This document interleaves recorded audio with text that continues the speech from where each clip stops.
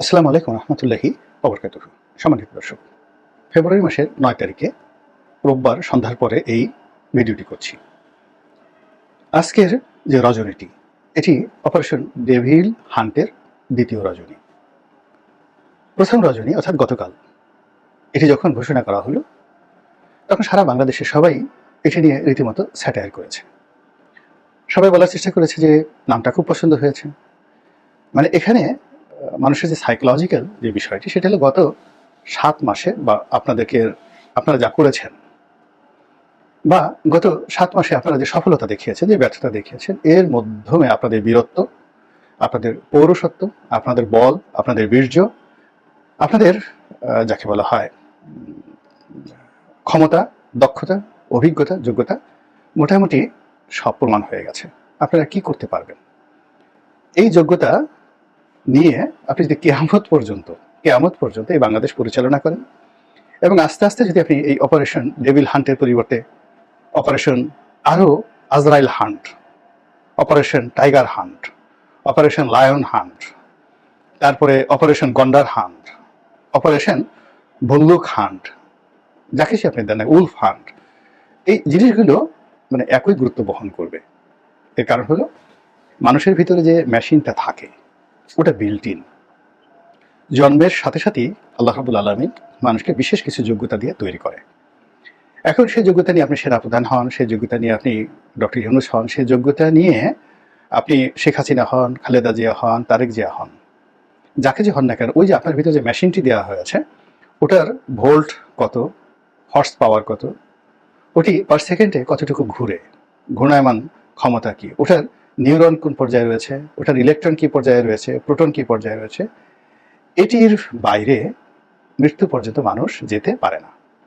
ফলে প্রাচীন ভারতে, হাজার বছরের ভারতের ইতিহাসে শিশু জন্মগ্রহণ করার সঙ্গে সঙ্গেই যারা গণক ছিলেন, জ্যোতির্বিজ্ঞানে যারা পারদর্শী ছিলেন, তারা ওই শিশুর সারা জীবনে কি কি ঘটতে পারে সেটি নিয়ে তারা একটি কোষ্ঠী রচনা করতেন, ইতিহাস রচনা করতেন, এবং এটি অভিজাত পরিবারে, বিশেষ করে রাজবংশে এটি সংরক্ষিত হতো। এবং দেখা গেছে যে জ্যোতির্বিদরা কোনো একটি শিশু সম্পর্কে তারা যে ভবিষ্যৎবাণী করে গেছেন যে 10 বছর বয়সে এর এই অসুখ হবে, 20 বছর বয়সে এর এই সফলতা আসবে, 23 বছর বয়সে এই ব্যর্থতা হবে, এই বিয়ে হবে, বিয়ের পরে বউ মারা যাবে, অলমোস্ট বেশিরভাগ এই সকল জিনিস মানে অক্ষরে অক্ষরে ফলে গেছে। তো এই যে আমরা তোমারে বুঝিবে যে গোকুলে বাড়ি এসছে সে, কিংবা আমরা এই যে দেখুন এখন প্রচার করছি ইমাম মাহাদি আসবে, আমরা প্রচার করছি যে হযরত ঈসা আলাইহিস সালাম আসবে। আবার হুজুর পাক সাল্লাল্লাহু আলাইহি সাল্লামের যে আগে হুজুর পাক সাল্লাল্লাহু 570 খ্রিস্টাব্দে জন্মগ্রহণ করেছেন, তার আগে হযরত ঈসা আলাইহিস সালাম, তার আগে অন্যান্য নবী যারা এসেছেন সবাই কিন্তু হুজুর পাক সাল্লাল্লাহু আলাইহি সাল্লাম আসবেন, কোথায় আসবেন, কোন পরিবারে আসবেন, কোন স্থানে আসবেন স্পষ্টভাবে বলে গেছেন। কিভাবে সেটা বলে গেছেন তারা বলেন? তো এর মধ্যে তো অলি আল্লাহ ছিলেন না, এর মধ্যে অনেক জ্ঞানী গুণী পণ্ডিত ব্যক্তি জ্যোতির্বিজ্ঞানে ছিলেন। যেমন সাতিহ নামক একজন লোক ছিলেন হুজুর পাক সাল্লাল্লাহু আলাইহি সাল্লামের জমানার কিছুদিন আগে একটা দুর্ঘটনা ঘটলো। তখন সম্রাট নরশেরওয়া, তিনি ছিলেন পারস্যের সম্রাট, খুবই ন্যায়পরায়ণ সম্রাট ছিলেন। তো আল্লাহ রাসূল যেদিন জন্মগ্রহণ করলেন 570 খ্রিস্টাব্দের 12ই রবিউল আউয়াল, সেই দিন তিনি একটা দুর্বোধ্য স্বপ্ন দেখলেন, সম্রাট নরশেরওয়া। এই কাহিনীটি আপনারা আল বিদায়া ওয়ান নিহায়া ইবনে কাসিরের বইতে পাবেন। তিনি দেখলেন যে সুদূর সিরিয়া থেকে, যাকে বলা হয়, একটি আলোক আসলো, তারপর হেজাজ থেকে একটি আলোক আসলো, এরকম এসে সেই আলোকের রশ্মিতে তার প্রাসাদের যে চূড়া, এটি আগুন ধরে গেল এবং ভেঙে চুরমার হয়ে গেল। তো এই দুর্বোধ্য স্বপ্নটি তিনি ব্যাখ্যা চাইলেন, সমস্ত পারস্যে কেউ পারল না। তখন সবাই বুদ্ধি দিল যে একজন ভদ্রলোক আছেন, তার বয়স এখন প্রায় 350 বছর, তিনি হাঁটাচলা করতে পারেন না, তার শুধু মাথাটা আছে আর সারা শরীরে তার কোনো হাড্ডি নেই, পুরোটাই তার মাংসপিণ্ড। তাকে বলা হয় সর্বকালের সর্বশ্রেষ্ঠ সেই জ্যোতির্বিদ, জ্ঞানী পণ্ডিত ব্যক্তিদের মধ্যে অন্যতম, নাম সাতিহ। তো একমাত্র তিনিই বলতে পারেন। তো তার কাছে পাঠানো হলো, সম্রাটের দূত গেল এবং তিনি একের হুবহু বলে দিলেন যে আজকের যেই দিন স্বপ্ন দেখেছেন সেই দিন এরকম একজন শিশু জন্ম নিয়েছে অমুক অমুক জায়গাতে, যার নাম হবে এই, পরিবার এই, এবং সে আগামীতে রাষ্ট্রনায়ক হবে এবং নবী হবে। এই কথাগুলো বলে দেওয়া হতো।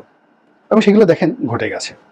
তো তদ্রূপ যে কথা বলছিলাম যে এখন আপনার ভিতরে আমার ভিতরে যে মেশিনগুলো জন্মগতভাবে দেওয়া হয়েছে, এই মেশিনের বলে আমরা কেউ চোর হই, কেউ লিয়াল্লা হই, কেউ গাউস কুতুব হই, কেউ রাষ্ট্রনায়ক হই, কেউ সুদখোর হই, কেউ ঘুষখোর হই, জুলুমবাজ হই। এটা হলো আমাদের নেচার। আর বিভিন্ন সময় অবস্থার প্রেক্ষিতে আমরা কখনো ভণ্ড, আমার যে মেশিনটা এটা হলো ভণ্ডামি করার, কিন্তু আলটিমেটলি আমি এমন একটা পরিবেশে পড়ে গেছি, এখানে আমাকে অলি আল্লাহ হতে হবে, তখন আমাকে স্যুট কোট পরিয়ে মাথায় পাগড়ি ঠাগড়ি বেঁধে ওখানে বসিয়ে দেওয়া হলে কিন্তু সুযোগ পেলে ঠিকই আমি এমন একটা ভণ্ডামি করে বসবো যে ভণ্ডামিটা কেউ কল্পনাও করতে পারে না। অথবা দেখো আপনাকে একটা পবিত্র সিংহাসনে বসানো হলো রাষ্ট্রনায়ক হিসেবে, কিন্তু আপনার অভ্যাস হলো চুরি করা, এবারে ঠিক আপনার অভ্যাস হলো ঘুষ খাওয়া, দুর্নীতি করা, তো আপনি ওখানে বসে সেই কাজগুলো করবেন। তো কাজে এই যে মানুষের ভিতরে যে বিল্ট ইন মেশিনগুলো থাকে, এই বিল্ট ইন মেশিনের বাইরে কোনো মানুষ যেতে পারে না। তো এই মুহূর্তে সরকার যে কাজকর্মগুলো করছে বা সরকার যারা পরিচালনা করছেন গত 7 মাসে, তাদের ভিতরে যে মেশিনটা সেট আপ করা আছে, এই মেশিনের আউটপুট কি হতে পারে, এটা কতটা দ্রুত গতিতে চলাফেরা করতে পারে, এটা আমরা মোটামুটি বুঝে গিয়েছি। আর বুঝে যাওয়ার কারণে সরকার এখন যে কাজগুলো করছে এগুলোরই এক্সটেন্ডেড ভার্সন হবে, কিন্তু এগুলোর একটা রাতারাতি 160 ডিগ্রি 180 ডিগ্রি বা 360 ডিগ্রি অ্যাঙ্গেলে এটা পরিপূর্ণভাবে উল্টে যাবে এরকম ঘটনা ঘটবে না, কোনো অবস্থাতে এরকম ঘটনা ঘটবে না। ফলে কি হচ্ছে, যা হবার তাই হচ্ছে, যা হবার তাই হচ্ছে। এখানে যে বিষয়টি বলতে চাই সেটা হলো যে অপারেশনে যে হান্ট, ডেভিল হান্ট, এখন অপারেশন ডেভিল হান্টের আগে আমরা মাঠে সেনাবাহিনী নামিয়েছি, সেনাবাহিনীকে ম্যাজিস্ট্রেসি পাওয়ার দিয়েছি, এবং আজকে যে ঘটনাগুলো ঘটবে সেম ঘটনা ঘটানোর জন্য আইন শৃঙ্খলা রক্ষা করার জন্য সেনাবাহিনী গত কয়েক মাস যাবৎ ম্যাজিস্ট্রেসি পাওয়া নিয়ে মাঠে আছে। তো এই একই সেনাবাহিনী প্রেসিডেন্ট জিয়ার আমলে তারা 24 ঘন্টার মধ্যে পুরো পরিস্থিতি নিয়ন্ত্রণে নিয়ে এসেছিল। এই একই সেনাবাহিনী আমাদের বড় বড় বন্যা, তারপরে ঘূর্ণিঝড়, জলোচ্ছ্বাস থেকে শুরু করে রাজনৈতিক দাঙ্গা হাঙ্গামা 24 ঘন্টার মধ্যে তারা নিয়ন্ত্রণে নিয়ে এসেছে। এই সেনাবাহিনী অতীতে বহুবার কারফিউ জারি করেছে, এই সেনাবাহিনী অতীতে বহুবার এই বাংলাদেশ শাসন করেছে। তো সেই ক্ষেত্রে তাদের যে ফলাফল, সফলতা, এটি বুঝতে দেখতে আমাদের 24 ঘন্টার বেশি অপেক্ষা করতে হয়নি। তো এই কাজটি কারা করেছে, তখন ওই মুহূর্তে যারা রাজনৈতিক নেতৃত্ব ছিল তারা, অথবা সেনাবাহিনী নেতৃত্বে যারা ছিলেন তারা, তাদের কারণেই ভালো হোক মন্দ হোক আমরা এই 24 ঘন্টার মধ্যে এই জিনিসগুলো বুঝতে পেরেছি। তো এখনো এই একই অবস্থা। বর্তমানে যারা নেতৃত্বে রয়েছেন তারা, রাজনৈতিক বা সেনা নেতৃত্বে, তারা এই গত 7 মাসে যা কিছু করেছেন তাই করবেন, এর বাইরে যাওয়া যাবে না। সে আপনি যে নামই দেন না কেন, এর কারণ হলো মেশিনটা তো ওইরকমই মেশিন রয়ে গেছে, ভোল্টেজ সেম, আউটপুট সেম। এখন আপনি এটাকে অপারেশন ডেভিল হান্ট দেন বা অন্য যে কিছু দেন, কিন্তু পরিস্থিতি যাকে বলা হয় খুব রাতারাতি কিছু একটা হবে এটা মনে হচ্ছে না। মানে কি, এটা হওয়ার কোনো রকম ম্যাথমেটিক্যাল যুক্তি এটা বলে না, এটা হবে না। তাহলে কি হবে? অতীতে যে হবার তাই হয়েছে। এই সরকার ক্ষমতা গ্রহণ করার পরপরই সবাই আশা করেছিল যে রাষ্ট্রিক কিছু হবে, অর্থাৎ ডক্টর মোহাম্মদ ইউনূসের সারা দুনিয়াতে পরিস্থিতি আছে, ফলে আমরা অর্থনৈতিক সেক্টরে বিলিয়ন ডলার বিদেশ থেকে পাবো, চীন থেকে পাবো, বিশ্বব্যাংক থেকে পাবো, IMF থেকে পাবো। তো বাস্তবে দেখা গেল এগুলো সবই গুড়ে বালি। উল্টো IMF থেকে মাত্র $1 বিলিয়ন, অর্থাৎ শেখ হাসিনার জমানাতে যে $4.6 বিলিয়ন লোন স্যাংশন করা হয়েছিল এবং যার বেশিরভাগ অংশ ওই সময়টাতেই IMF দিয়েছিল, এর বাইরে তৃতীয় আর চতুর্থ কিস্তির টাকা বোধহয় সরকার ছাড় করেছে। আর এই ছাড় করার সঙ্গে সঙ্গে আরও $1 বিলিয়ন তারা চেয়েছে ইউনূস সরকার, এবং সেটার ব্যাপারে কোনো সিদ্ধান্ত তো দূরের কথা, ইতিবাচক কোনো কথাই হয়নি। কাজে ডক্টর মোহাম্মদ ইউনূস সম্পর্কে আমাদের যে চিন্তা চেতনা ছিল বা আশাবাদ ছিল, সেই আশাবাদটা ফাইন্যান্সিয়াল সেক্টরে এই পর্যায়ে আছে।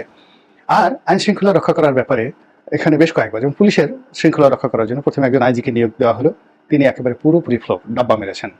এরপরে দ্বিতীয় যাকে আনা হয়েছে মিস্টার বাহার, তো তিনি সজ্জন, চমৎকারভাবে কথা বলেন, তার অনেস্টি, পুলিশ বাহিনীতে তার সুনাম সুখ্যাতি রয়েছে। একই সঙ্গে মেট্রোপলিটন পুলিশ কমিশনার আগে যাকে ছিল তাকে বাদ দিয়ে নতুন যাকে আনা হয়েছে, তার কথাবার্তা সবকিছু খুবই আকর্ষণীয়, কিন্তু এখনো পর্যন্ত বেসিক এবং ফান্ডামেন্টাল কোনো পরিবর্তন পুলিশ বাহিনীতে আসেনি। এটা হলো বাস্তবতা। কেন আসেনি? যেহেতু এই বাহিনীটি সেন্সিটিভ, আমি এই ব্যাপারে কোনো কথা বলবো না। দ্বিতীয়ত সেনাবাহিনী, তো সেনাবাহিনী জেনারেল ওয়াকারুজ্জামানের যে এখনো পর্যন্ত তাকে নিয়ে কিন্তু একটা নিদারুণ ইতিবাচক দৃষ্টিভঙ্গি মানুষের ভিতর রয়েছে। ভীষণ রকম ইতিবাচক রয়েছে, তাকে মানুষ ভালোবাসে, তাকে বিশ্বাস করে, এবং তিনি যাকে বলা হয় প্রথমে যেটা বলেছেন যে আমি দায়িত্ব নিলাম আইন শৃঙ্খলা থেকে শুরু করে সকল বিষয়ে। এখন তিনি সেই দায়িত্বটা পালন করতে পারেননি বা করেননি, এটা হলো বাস্তবতা। মোটা দাগে যে জিনিসগুলো হয়েছে সেটি হলো যে আওয়ামী লীগের অনেক শীর্ষ নেতারা তারা বাংলাদেশ থেকে নিরাপদে চলে গেছেন। অনেকে সেই যাকে বলা হয় সমালোচনার তীর ক্যান্টনমেন্টের দিকে দেওয়ার চেষ্টা করছে যে তাদের হেফাজত থেকে প্রায় 1000 খানিক এরকম শীর্ষ নেতারা নিরাপদে চলে গেছে। এই গেল এক। 2 নম্বর হলো যে সেনাবাহিনী ম্যাজিস্ট্রেসি পাওয়ার নিয়ে মাঠে রয়েছে, কিন্তু সত্যিকার অর্থে চাঁদাবাজ দমন করা, এরপর যারা এই মুহূর্তে অনাসৃষ্টি তৈরি করছে, মব তৈরি করছে, তাদের কারো বিরুদ্ধে সেনাবাহিনী এরকম কোনো ব্যবস্থা নিয়েছে এরকম কোনো নজির এখন পর্যন্ত আসেনি। কিন্তু অবাক করার ব্যাপার হলো যে এই সকল ঘটনার জন্য এখনো পর্যন্ত কেউ জেনারেল ওয়াকারুজ্জামানকে এককভাবে দায়ী না করে ডক্টর মোহাম্মদ ইউনূসকে দায়ী করছে, এবং ডক্টর মোহাম্মদ ইউনূসের দুর্ভাগ্য যে তিনি কোনো কিছু কমান্ড না করে, কোনো কিছু পরিচালনা না করে কেবলমাত্র ওখানে বসে আছেন, কিন্তু সমস্ত দায়ভার তাকে নিতে হচ্ছে। গালি খাচ্ছেন রেজওয়ানা, গালি খাচ্ছেন আসিফ নজরুল, এবং গালি খেতে খেতে খেতে খেতে তাদের চেহারা সুরজ সব কিছু নষ্ট হয়ে গেছে। আর অন্যদিকে এখনো পর্যন্ত মানুষ মনে করছে যে জেনারেল ওয়াকারুজ্জামান বা সেনাবাহিনী ক্ষমতা নিলে বা অন্য কোনো ব্যাপক পরিবর্তন আসলে দেশের বিরাট পরিবর্তন হতে পারে। কিন্তু আমি এই ব্যাপারে যাকে বলা হয় দ্বিমত পোষণ করছি বিনয়ের সাথে, যে যদি অন্যায়ের বিরুদ্ধে আসলে কাজ করতে কোনো ওসিলা লাগে না, কোনো চাঁদাবাজকে ধরতে, সন্ত্রাসীদের ধরতে তালিকা করার দরকার হয় না, এবং অপারেশন যেটা ডেভিল হান্ট, শয়তান, তো এখানে তো শয়তান কেউ নেই। শয়তান যদি থাকে, শয়তান তো প্রকাশ্যে ঘুরে বেড়াচ্ছে বস্তুগত। অদৃশ্য শয়তান যদি আপনি আওয়ামী লীগকে ধরেন যে আওয়ামী লীগের লোকজন শয়তান, তাহলে তো তারা সত্যিকার অর্থে শয়তান। তারা কেউ বাংলাদেশে নেই। এবং এখন বাংলাদেশে যারা মাঝে মধ্যে বিরোধ করার চেষ্টা করছেন, প্রতিরোধ করার চেষ্টা করছেন, স্লোগান দেওয়ার চেষ্টা করছেন, এরা অনেকে আবেগের বশবর্তী হয়ে করছেন, অনেকে সূর্যের সীমা ছেড়ে গেছে, তারপর অনেকে স্থানকাল পাত্র ভেদে তারা এই কাজগুলো করছেন। কিন্তু সংগঠিতভাবে ছাত্রলীগ, যুবলীগ, আওয়ামী লীগ বাংলাদেশের কোনো একটা ইউনিয়নে একটা ছোট ঘটনা ঘটাবে, এটা সম্ভব নয়। টুঙ্গিপাড়াতে যা কিছু ঘটছে এটা ক্ষণিক, একেবারে অল্প সময়ের মধ্যে এক একটা ঘটনাকে কেন্দ্র করে গত 50 বছর বা আরও, সেই 1954 থেকে এখন পর্যন্ত তারা যে বিশ্বাসটার সঙ্গে একীভূত হয়ে আছে, গ্রেটার গোপালগঞ্জে, গ্রেটার ফরিদপুরে কিংবা বরিশাল অঞ্চলে, আপনি রাতারাতি এখান থেকে কোনো অপারেশন চালিয়ে এটাকে বন্ধ করতে পারবেন না। ফলে ওখানের ঘটনাটা ব্যতিক্রম এবং বিচ্ছিন্ন ঘটনা।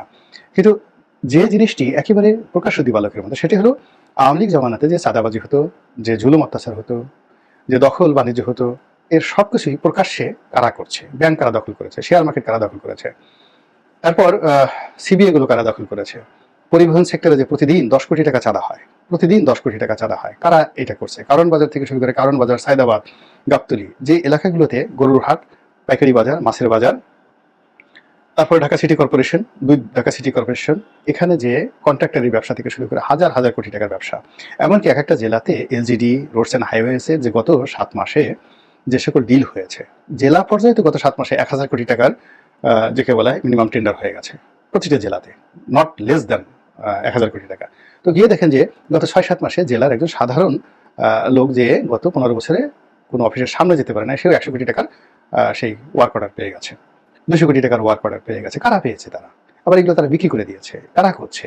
এগুলো ধরার জন্য তো আপনাকে কোনো অপারেশন চালানোর দরকার নেই, কোথাও যাওয়ার দরকার নেই। এগুলো জাস্ট আপনি টার্গেট করবেন, ইচ্ছা করবেন, ডিজায়ার করবেন, সিদ্ধান্ত নেবেন, আর একেবারে সঙ্গে সঙ্গে আপনি কলারটা ধরে টেনে হেসলে এনে জনগণের সামনে বলবেন এই লোক এই কাজ করেছে, এই জন্য আমরা তাকে ধরেছি।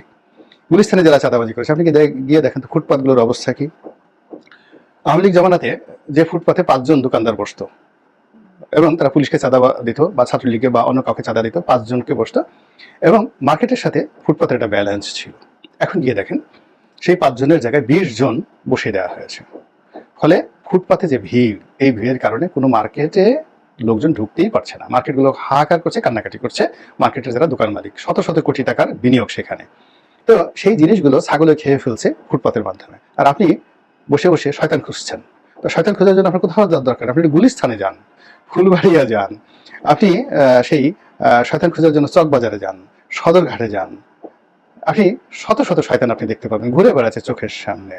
তো আপনি সেই শয়তানদেরকে না ধরে আপনি রাত বিরাতে একজন মোটরসাইকেল আরোহীকে ধরছেন, তার ব্যাগ চেক করছেন, তারপর শেষে একজন গাড়ি মানে যাচ্ছে ভদ্রলোক, তাকেই ঠেকাচ্ছেন, তার কাগজপত্র সব চেক করছেন এবং দেখাচ্ছেন যে বিরাট শয়তান আপনারা ধরে পড়ছেন। আপনার শয়তান তো দূরের কথা, শয়তানের ডিমের কাছেও যেতে পারবেন না। তো এই কারণে মনে হচ্ছে যে এই যে অপারেশন ডেভিল হান্ট, এই ডেভিল হান্টটি সফল হবে না। এর কারণ হলো ডেভিল হান্ট করার দরকার নেই, এটা ডেভিলের অভয় অরণ্যে পরিণত হয়েছে। ডেভিলরা ঘুরে বেড়াচ্ছে, তাদের মধ্যে কোনো ভয় নেই। আমরা যেভাবে অভয় অরণ্য তৈরি করি বন্য পশুদের জন্য, ওখানে দেখবেন যে হরিণ বাঘের মতো সিনা উঁচু করে ঘুরে বেড়ায়, হরিণদের অভয়ারণ্য। আমরা বাঘের জন্য অভয়ারণ্য তৈরি করি। এইভাবে এখন ডেভিলদের জন্য যে অভয় অরণ্য তৈরি হয়ে গেছে।